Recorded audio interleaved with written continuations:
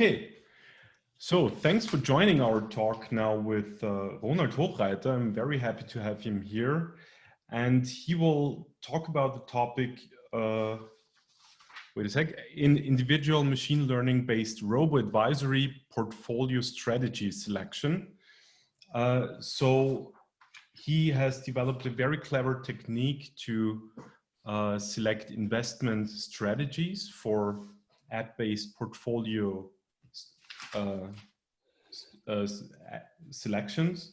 And so just a quick introduction, Ronald Hochreiter is assistant professor at Webster University. He's also he's also principal investigator of various national and EU research projects at WU Vienna. And he's also senior partner at Algorithmic.finance, a boutique consulting company tailoring bespoke quantitative asset management solutions for investment companies. And he's also associate director of the journal Frontiers in Artificial Intelligence, AI in Finance. And finally, also the president of the Academy of Data Science in Finance in Vienna, who is, I think, this time not doing a conference, but each year they do a conference on data science in finance in Vienna, typically in September. So again, Ronald, thank you for joining us and glad to have you here. The floor is yours and please start. Thank you very much, Mario. I'm really happy to give this talk here about machine learning and AI in finance. And whenever you talk about finance, I mean, it's special, you know, you're talking about quantitative finance and then quantitative finance in AI. So let me start with a quick introduction to machine learning and AI for financial markets, how to outperform the markets, because this is important for, just as an introduction to the content I will present afterwards. And as Mario just mentioned, we are actually this year, due to Corona, we skipped it to next year. But last September, we had our international conference on data science and finance.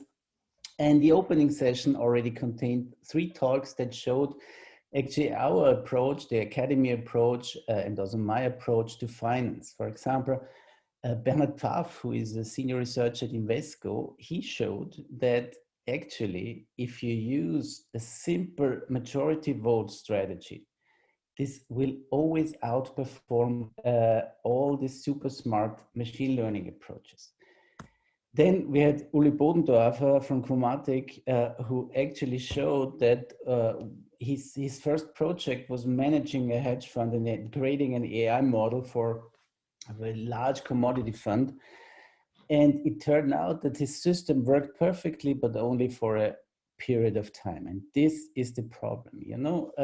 We don't want to spoil the fun, but the point is you have to be honest in what is really possible with AI in finance. And this is also what my talk is going to present. How could you really do that? And this is also what Uli Bodendorfer in his talk really showed very cleverly. He asked, why aren't we all rich? You know, some of you are so smart, you can create deep learning models that are deeper than the deepest point of the ocean.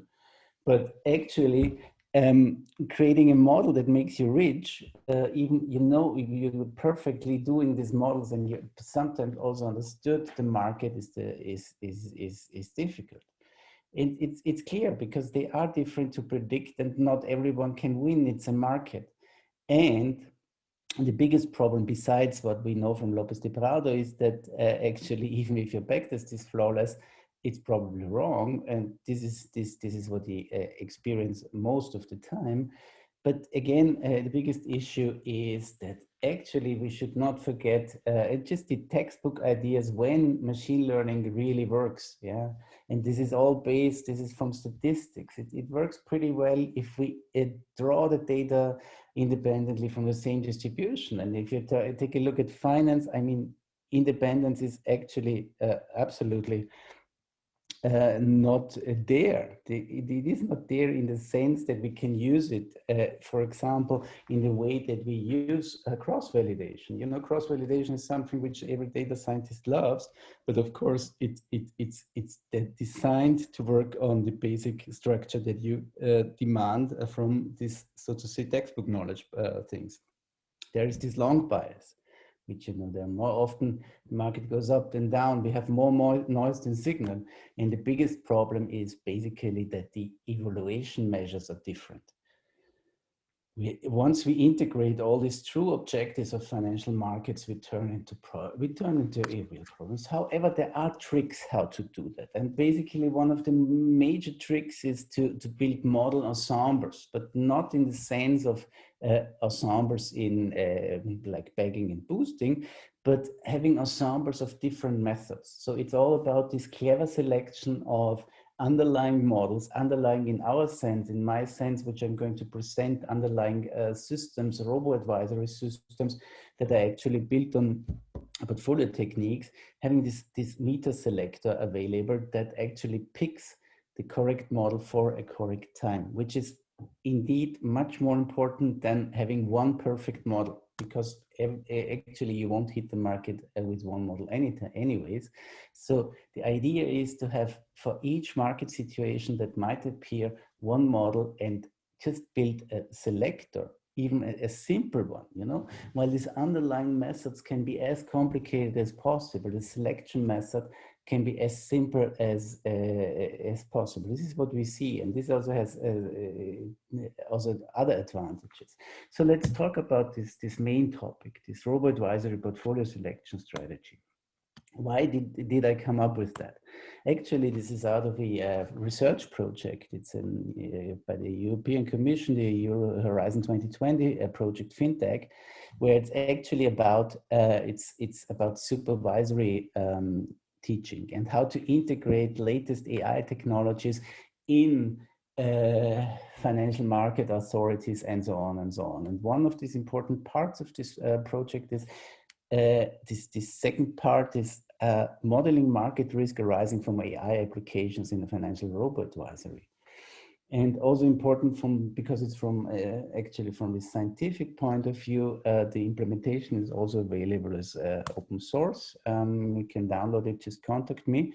So the research question was, how can these methods be actually applied to portfolio optimization for Robo Advisory to accommodate for individualized investment strategies? Because this is what's sometimes missing, you know, or this is the holy grail of building a perfect robo-advisor. If you first do the perfect matching of the strategy to your customer, more or less to the investor, but also to have this, to enable this pure individualization. And the second thing is the main goal is win-win situation to keep all stakeholders happy. That is the investor who buys more or less this robo-advisory, the investment management company, and this is important, and this is sometimes a big issue, especially for fintech startups, especially getting the financial regulator happy. And this open source tool should more or less build on 2 points. On one hand, the advisors, it should enable them to build some kind of tailored investment technology stack. But also, and this is what even more important from the viewpoint of the Horizon 2020 project, is it should enable the regulator to simulate and test the impact if the amount of machine learning and AI-based robo-advisors really grows. How does this affect my general market risk perspective?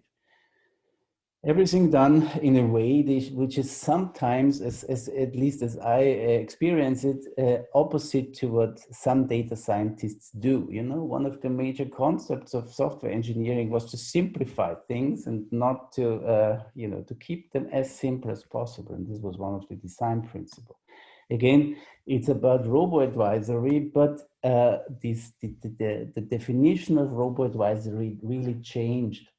So for example, while this term was initially coined just for pure investment management and also wealth management, that means having a robo that actually tells you what is the best way to reach your wealth goal or to retire with the amount of money that you actually want, given the budget you have.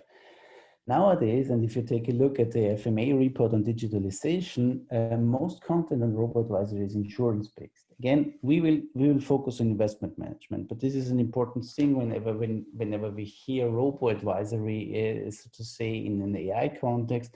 Often people think about insurance products, where of course it's really interesting how to blend in AI technologies and real AI technologies, like using the data from the mobile phones to adapt the car insurance policy, because you use the mobile phone to understand the driving style of the respective person. And one of these issues is it depends on, depending on the product, it heavily depends on which type of personality you actually match to the respective product at the respective price or the respective investment. So again, these are the stakeholders. They look at it from a completely different viewpoint, and also the investors. Of course, the structure of the investors who use Robo Advisors is problematic sometimes from an investment management company point of view, because those are most often not the richest clients on earth. So you actually have less money to spend. You have to aggregate it somehow. So it's the completely different opposite of having a private banking client. It's really the idea you have to do the best for your, let's face it, small customers. And of course, the investment managers, they need a product that actually provides some sort of USP. And of course, it should always be designed in a way that the regulator is happy with that. And of course, what is this decoupling of what a robo-advisor really is really focusing on having a component-based system that matches these two things. First, the personality of the person, of course, in regard to financial, and of course, the investment itself. We won't focus here on the personality engines, but this is something which is of course nowadays much better, because as we learned from Facebook and especially Cambridge Analytica, it's not that much information we need to actually, for example, obtain the Big Five, the ocean personality, so to quantify the personality of a certain person. We can use, we know from psychology that the selection of music we listen to is heavily dependent on how, for example, we react to market structures. The political idea, and of course, there's the standard assessment, like how do we assess risk for example, by just showing charts and doing this. And this is, of course, good. We only need a few demographic details. We can really pseudonymous do this survey in our app. We just need the persons to link them to their Facebook account, to Spotify, whatever, just ask some political questions, some risk assessment questions, and we're done. But the problem is more or less the portfolio kernels, because there, I call it portfolio kernels. So we have the Phoebes, this is the personality issue, and we have the Pokers, which are the portfolio kernels, which is actually nothing less a borrowed term from statistics, where we just have a weight vector, how much percent of our budget should be invested into a certain asset. And there's already the problem which we see, and this is something which always influences things like that, by bringing more or less high-level portfolio selection strategies into some application. We see that there is this huge gap between industry and academia regarding these three different areas: data preparation, portfolio models, and trading engine. While exactly the data thing and the back test is complex in industry, exactly this is simple in academia. And the portfolio models, they're completely different turned around. So you use simple models in industry because we need them fast, we need them stable, and we do the complex stuff in academia. And if you're talking about AI and machine learning models, we understand that the models are really complex. They're not these simple models. So this is why this meta selector, this machine learning layer we put above this selected complex models should be simple, and then we are done. And then we actually allow for everything that's fine. So what this tool also implements is a huge set of commonly known pokers, like the classical one, the 1 over n, where you just invest in each asset. If you have n assets, you invest 1 over n into each asset. Or the classical one is called the monkey tart poker, where we just draw pseudo-random numbers and do a budget normalization. This is already from the 70s, where they have this experiment that if you let monkeys shoot darts at random company names and invest, it works quite well. And actually, it does work quite well. You know, if you compare, this is applying pokers over all assets of the S&P 100 and comparing it to the index at the S&P 500. And you see, if you do 1 over n, you have an outperformance of 2%. And if you do a monkey dart with the seed of the birthday of my first son, you see that you have an outperformance of almost 20%. If you take my birth date as a seed, you get it's better than the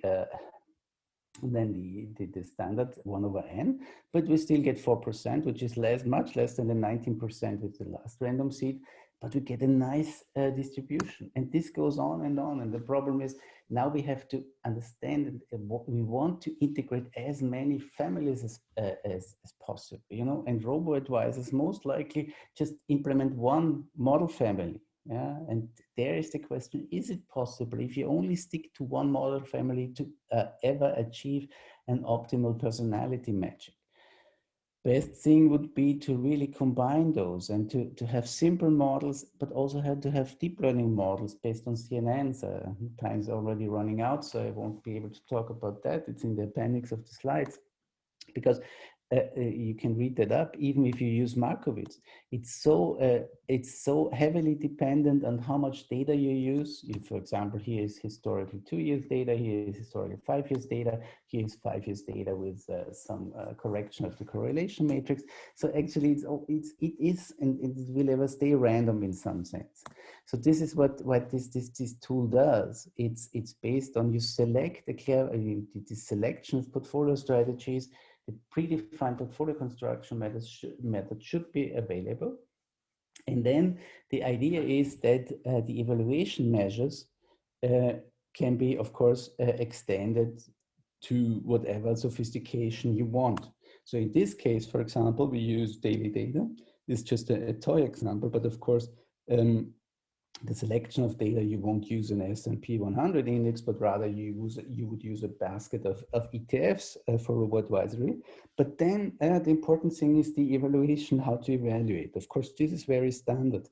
What you do to build more or less your design matrix, your feature matrix, is evaluate over different time horizons. And for example, just to give you an idea, in this case, for 1 month, 1 quarter, and 1 year. So for each at every day, or you can of course also define other time spans, smaller ones.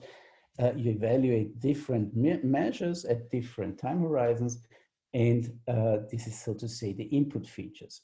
The output features is a set of strategies. And now here's the smart part. It's the individualization. You can, each and every RoboAdvisor customer can now define an individual medium-term goal, a target. Like in this case, what we did for the numerical results is you can, as a customer, you get the opportunity to minimize the volatility during the next 6 months. Or for example, you want to minimize the 1 year maximum drawdown, because this is also something which many investors want. And actually, for example, you want to maximize the quarterly Sharpe ratio. So this is integrated, and then given the set of the portfolio strategies, we set up, we can, for each and every specific client, this can be recomputed whenever this target is re-evaluated, because this is just a multi-class classification problem. And then we are done. For example, in these numerical results, this we have just 3 strategies implemented to see how it works. Actually, now this is the amount, how often, how many days the strategy 1, strategy 2, and the strategy 3 was chosen. And you really see that there are clusters where certain strategy is really picked for a longer period of time.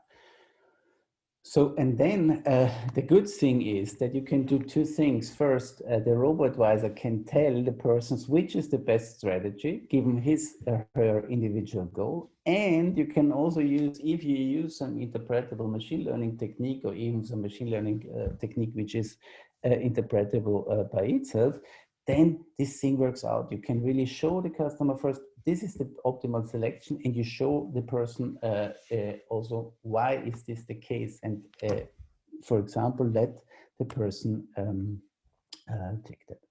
So I'm almost 19 minutes done, last minute, definitely in time.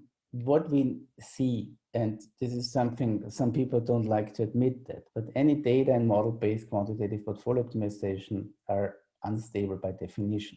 And all these methods that do something, for example, those methods that claim to minimize the variance, they don't do whenever you apply to market.